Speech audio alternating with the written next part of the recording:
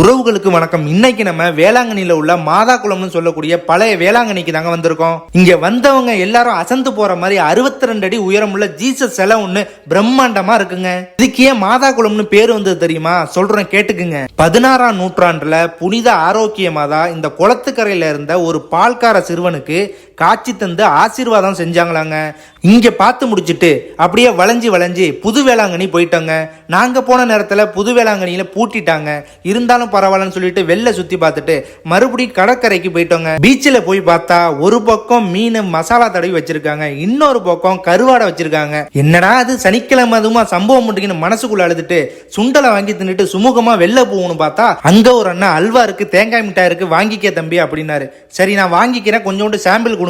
அதுக்கு என்ன தம்பி, சாப்பிட்டு பார்த்துட்டு எப்படி இருக்குன்னு சொல்லு அப்படின்னு கொஞ்சமா கொடுத்தாங்க. வாங்கி சாப்பிட்டு பார்த்தாங்க. உண்மையாவே டேஸ்ட் நல்லாவே இருந்துச்சு. ஆனா இனிப்பு தான் அதிகமா இருக்கு. இங்க வந்தா சாப்பிட்டு பாருங்க.